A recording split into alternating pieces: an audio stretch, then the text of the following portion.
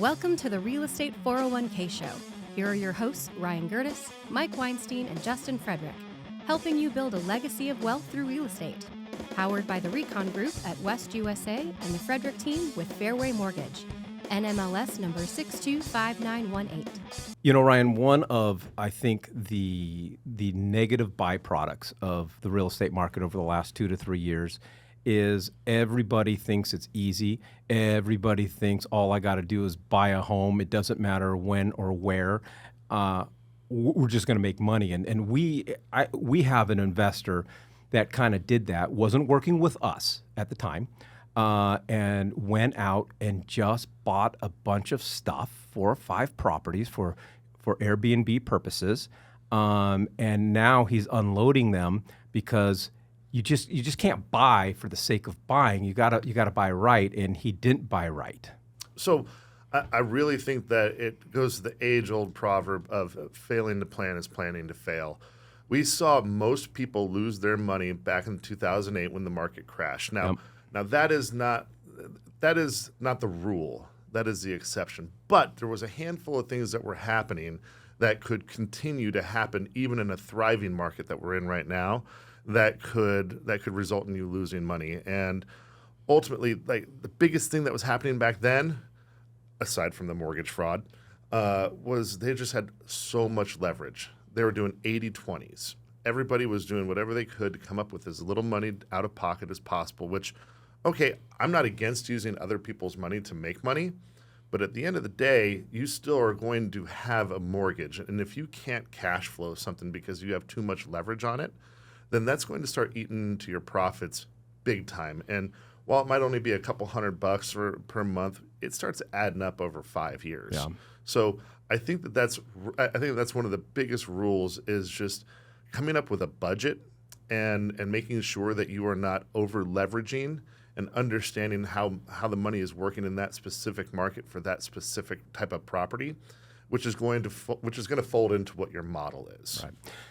So the ways to lose money in real estate, and Justin, Ryan was talking about over leveraging and you know, back in the good old days in the early 2000s, we called them liar loans, right? Yeah, stated income, stated asset. Yeah, what was that like? The differences today, and how important is it to ensure that you're not over leveraging, especially when you're investing in real estate, whether it's the property itself, whether the loan type or whatever the case is, but also you leveraging so many other things, so many other purchases and acquisitions that you have in your life. I mean, it's so important because we still have to qualify you on the same basis as everybody else. So it's still based on debt to income ratios and how your properties are performing.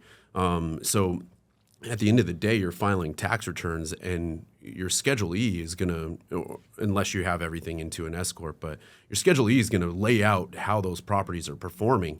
And if you're over leveraged, you're going to be taking losses on those properties, which is going to affect your debt to income ratios.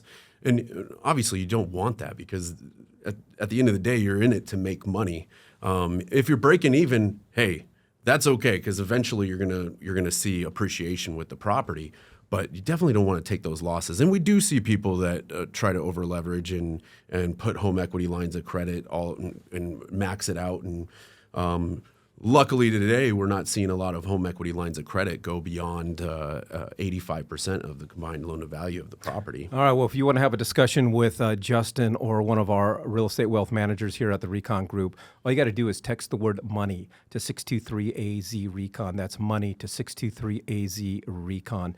Going back to, Ryan, how I started the episode of, you know, we're talking about the ways that you lose money in real estate. And there's an assumption when you're in a hot market such as Phoenix, in a strong market such as Phoenix, that location is not as important as long as you can just get yourself into something. Couldn't be further from the truth. Don't get me wrong. There's definitely going to be some times in the market where you can slip, fall, and make a bunch of money on something. Doesn't matter where it is.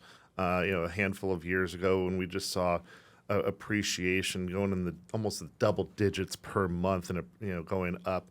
The reality is that the good locations, the Bs and the B plus to the As and so on and so forth, they're going to continue to thrive. So people that have money and people that are willing to spend money understand the ebbs and flows of the real estate market. So, case in point, Paradise Valley is a town within like the major municipality of Phoenix, and even when values were going down, even like a year ago when the market was correcting itself, values were still going up in those areas.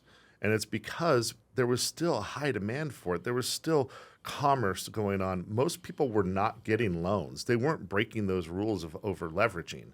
Most of those transactions were cash. And so people still saw the value in it. So when they turned around and put a for sale sign in their front yard, they were still seeing appreciation. So don't get it twisted.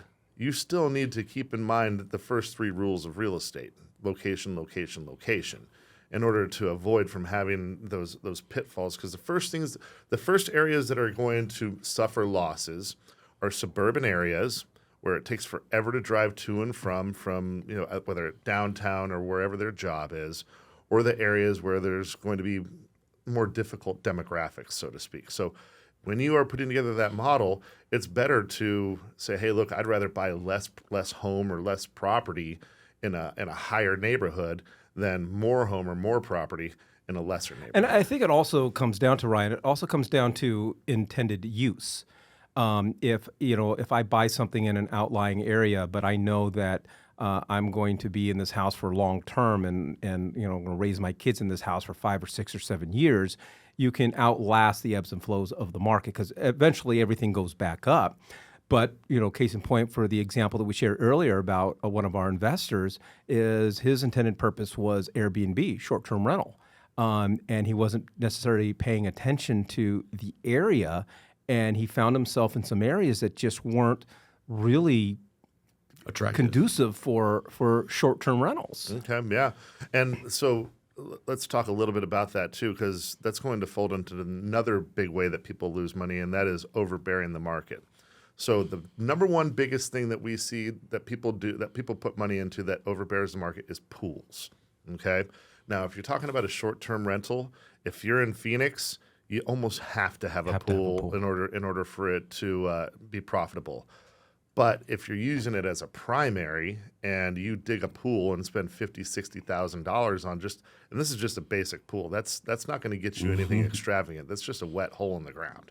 Okay, so if you drop that 50-60 grand there, your recoup on it is going to be 20, maybe 30. Well, where I would contend with you, I think in this market, if you can buy a pool or build a pool for 50 or 60 grand, you're winning. Yeah. I don't know anyone building a pool for 50 or 60 grand right now. But yeah, it's an introductory pool. You Yeah. get the moral of the story. I'm just trying to give you some numbers here that can kind of illustrate what are some things that people are doing to overbear market. So, and then also if you're in more of a introductory type of neighborhood, you don't want to put in the super high-end flooring, the custom cabinets, and the $5,000 chandelier light fixtures in the kitchens. The golden toilets, right? Yeah, you don't want to gold line the trimmings and so on and so forth. You want to put in something that is going to be reflective of what your actual end user is going to purchase. And if they go over there and every single home in that neighborhood has been going for $400,000, but you put in an extra $150,000 trying to get $550 for it, then an appraiser is going to go over there and say, "I don't think so." Yeah, the golden toilet and and the resort style backyard is nice and all, but it's just not going to flow. Okay. So then, with that line of thinking, what are your thoughts on? Typically in a very hot market, there's not a significant difference in prices on a home that has a lot of deferred maintenance, needs a lot of love as compared to a home in great shape. So case in point, my wife and I, we bought our home, 4 or 5 years ago, no deferred maintenance. We paid market value. And so I'm constantly, we've probably put in $150,000 throughout the last 4 or 5 years because it needed a new kitchen and bathrooms and things like that. There's so many other things that I would like to do to the house, but I got you whispering in the back of my head, which is sometimes a good thing. And when it's, hey, Mike, I got a cocktail for you, I like that whispering, right? Sure, sure. But, how do you strategize and determine it? You can, like I said, you can only put so much money into a home. So let's go back to the pool scenario, okay? The depreciation out on it is 7 years. So if you're going to live in that home for 7 years or more after the day that you dig that pool, then what you can write off and what the value is of it in 7 years, it does intersect at a point, right? So, all right, yeah, I spent 60, 70,000 on digging the pool, but 7, 8 years later, it still is bringing 20, 30,000 to your appraised value on the home. That's that's where your break-even point is. So you just got to be careful about what those things are and making sure that you're meeting that break-even point, because you can go blind or you can go broke really fast on those types of upgrades. So you just got to be careful. Luckily for you, you are in a neighborhood where the market will bear quite a bit of custom upgrades in your home. But I could drop another $300,000 tomorrow easy, but I can't. Right. And I wouldn't recommend it. Now you go over to some of the more custom home lots where, I mean, the sky's the limit over there. People are spending anywhere from $3 to $15 million on their homes, and they're willing to pay for it. And generally speaking, they're paying cash. So appraisals aren't as big of a factor. All right. Well, these are the type of conversations that we have with our listeners, and we'd love to have this conversation. Even if you just got questions, if you're trying to figure out what to do with a specific property and upgrades and things like that, definitely feel free to text us. Text the word money to 623-AZ-RECON. That's money to 623-AZ-RECON. One more thing before we get into, I want to talk about lack of budgeting, because budgeting is one of the key killers and ways that people lose money in real estate. I think one of the things that people don't understand, buying a house, especially this happens with new builds. New builds do not take into account if this house backs up to a major road, or you go out back and you see power lines. But I can tell you, when you go and resell and put that house on the market, to me, that's a quick way. Ash and I, we were looking at some homes for a client today, and one of them, you just look at the map, because I always look at the map, backed up right to the freeway. I'm like, that's probably not good. There's a reason why that house has been on the market for a while. Well, their whole plan is to make you throw all your plans away. They put so much into those model homes, so that when you walk in there, you see all the glitz and the glamour and how beautiful it is, and all the inlays and the flooring and the $150,000 worth of furniture that they put in there, so that they can give you this beautiful, grandiose vision of what these homes can offer. And then before you know it, your $400,000 budget after upgrades is up to $475,000, $500,000. And then you're like, okay, what does that look like whenever you want to sell it? Because already you're walking into a negative equity position. Right. Because trust you me, those builders are in it to make money. And the way that they make money is through those upgrades. Yeah. Right? And change orders and having you go over to the design center and spending an extra $50,000, $75,000 just on things that you could probably do for a lot less if you were to do it after the fact. So when you guys are when you're planning out and you're doing your budgeting, get an idea of what the value is of the items that you need out of the home, and then check all those need boxes first.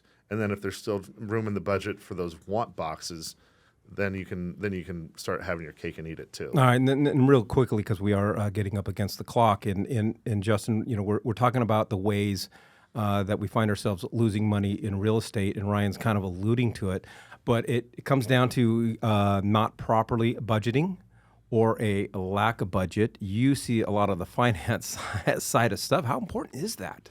I mean, having a plan is always important, no matter what you're doing. So a budget is a big deal. But I also want to add, having along with that plan, once you're going out, where I see people lose money is they're waiting until the last minute to qualify for these properties. They're not having conversations with us up front, and people may think their credit score is in good shape, but something may pop up. But really research that credit score. Make sure that you're in the top tiers, because if you're not in that top tier position with your credit score, you're going to pay more per month. You're going to pay more in closing costs. So if you give us the time to look into that, pre-plan on your credit scores, try to get you into a better position, that may save you quite a bit of money over the life of the loan. Right. Yeah, and Ryan, how many times have we seen it where we talk to new investors who want to get into the short-term rental, the Airbnb game, and we'll have that conversation. We take a look at loan programs, take a look at down payments, we take a look at monthly payments and what we could expect to return in income. And then you mentioned, well, have you thought about how much it's going to cost to furnish this home, from all the way from beds, televisions, to soap, things like that. It comes down to the research, and like how we kicked everything off here, failing to plan is planning to fail. And so if it's your first time doing something, then start off small, or start off something that that is going to be within the budget. I always say it takes at least 15, maybe 20% more cash than you think it's gonna. And it usually takes about twice as long to do something that you think that it's going to do too, whether it's remodeling or furnishing or whatever. So you have to build in those buffers. Yeah. Well, the moral to the story for me is, as you said, Justin, is have a plan, have a strategy. And whether you're a first-time home buyer, a third-time home buyer, a savvy investor looking to buy Airbnbs or multifamily, whatever the case is, sitting down with someone who really specializes in helping people invest and build wealth in real estate is paramount to your success. And we'd be delighted to have a free consultation, a free discussion with you about your strategies, your plans, and your goals. All you got to do is text the word money to 623-AZ-RECON. That's money to 623-AZ-RECON. Thank you for joining us on the Real Estate 401k Show.